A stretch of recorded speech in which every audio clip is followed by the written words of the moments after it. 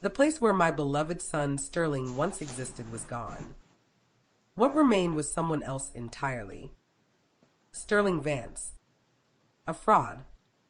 A manipulator. A sadist. File it immediately, I said. Electronic registration. I want the apartment in her name within the hour. Odora nodded without hesitation and pressed the official stamp onto the documents. What about the car? She asked.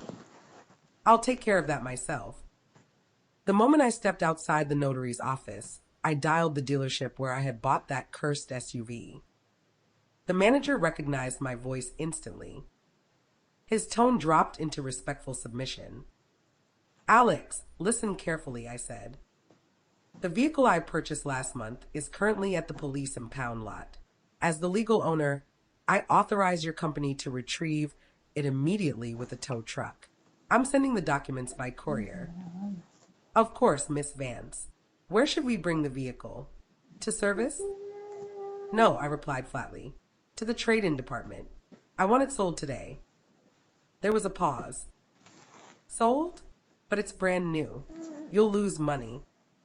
I don't care how much I lose, I said. Sell it for whatever the wholesalers offer. One condition only, none of the money goes to my account. Silence.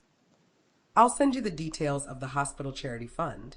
Purpose of payment, treatment and rehabilitation of Vita Jefferson. I understand, he said quietly. We'll handle it. I ended the call. Now Sterling had nothing. No car. No home. No access to his mother's money. I had burned the ground beneath his feet, leaving him exposed among the ashes of his own choices. My phone chimed. A bank notification. The state filing fee had cleared. The apartment legally belonged to Vita. I returned to the hospital and handed the doctors copies of the payment confirmations. The money from the car sale would arrive by evening, but I wanted one thing made clear. Use every resource, I said. Spare nothing. As I stepped out of the chief physician's office, my phone rang again.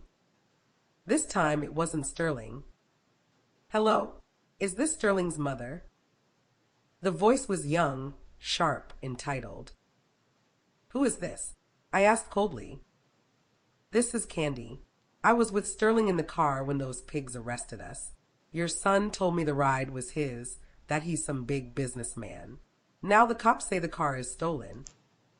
She paused, then snapped. Are you people a family of con artists? I laughed softly. So this was one of his associates. Candy, I said gently, almost kindly, Sterling lied to you. He has no car. He has no business. And he no longer has an apartment. What? She shrieked. He survives on a librarian wife and a retired mother. But he promised me Miami. I'm afraid the only trip he's taking is a bus ride to the unemployment office. I hung up. Seconds later, a message arrived from Sterling. Mama, they released me. It was hell. I'm coming home. We need to talk seriously. You owe me an explanation for this circus. He was heading toward an apartment that no longer belonged to him. Toward a wife he had nearly destroyed. And still, he believed he was in control. I checked my watch. 2 hours had passed since I gave the order to the dealership. At that exact moment, I imagined Sterling standing on the steps of the police station, dirty, furious, his phone buzzing at full volume as Candy's message reached him. I didn't need to see it to know what followed. Candy didn't sound like the kind of woman who forgave shattered Miami dreams. And a minute later, Odora confirmed it. She sent me a screenshot. She had been monitoring Sterling's social media. A new post had appeared on his wall. No longer the master. The condo belongs to Vad now. Officially. My voice didn't rise. It didn't need to. I signed the deed of gift this morning. You are no longer the owner.